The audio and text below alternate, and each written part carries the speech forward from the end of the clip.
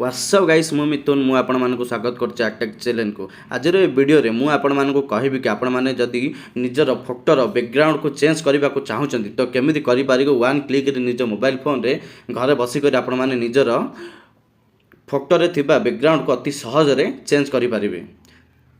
तो केमिति करिवे कौन रही से ट्रिक जानिबा पई वीडियो को लास्ट पर्यंत निश्चित भाव देखंतु। तो चलंतु समय नष्ट न करी वीडियो को स्टार्ट। बैकग्राउंड को चेंज करने आपण मैंने सिंपली निज मोबाइल फोन रे थिबा क्रोम ब्राउजर को चली जिवे। चली गला परे आपण मैंने सर्च बार रे सिंपली टाइप करिवे रिमूव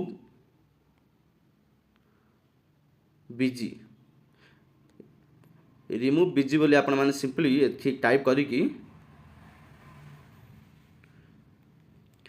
सर्च करेंगे। सर्च कला मात्रे आपण मान ऊपर ही गोटे ऑप्शन शो कर www.removebg.com आपण मैंने सिंपली एक रिमूव बैकग्राउंड अच्छी आहर ऊपर क्लिक करने।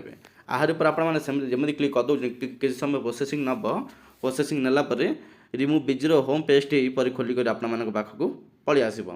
आसला देखो remove image background 100% automatically and free अच्छी।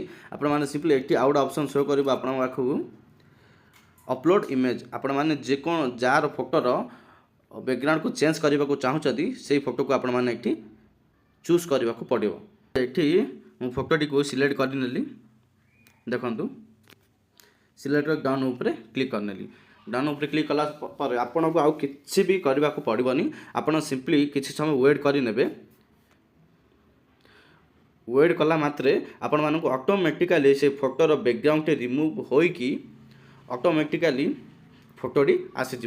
आपड़ किसी समय वेट कर नियंतु देखंतु प्रोसेसिंग रे अछि प्रोसेसिंग चली देखंतु automatically Fotor background T change हो गला हे कि पळि आसिला। एठी सिंपली आपण माने एठी तळे गोटे आपण मानक ऑप्शन शो करिवो डाउनलोड रो आपण माने एठी डाउनलोड करि पारिबे। किबा आपण माने जे चाहुचंती एठी किछि अलग बैकग्राउंड ऐड करबा पई आपण माने सिंपली आहा को क्लिक करी सेकंड ऑप्शन थिबा बैकग्राउंड ऊपर क्लिक करिकी अलग बैकग्राउंड ऐड करि पारिबे। किबा फोटो रो फोटो को एडजस्ट करि पारिबे कट आउट करि पारिबे इफेक्ट दे पारिबे सब किछि एठी करि पारिबे।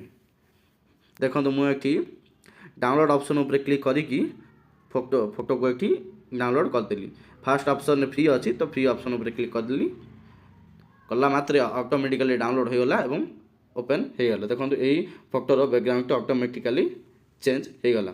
तेज यहीपर प्रोसेस को फॉलो करिकी आपण माने सिंपली जेकोसी फोटोर बैकग्राउंड को अति सहज आपण माने रिमूव करि पारिबे।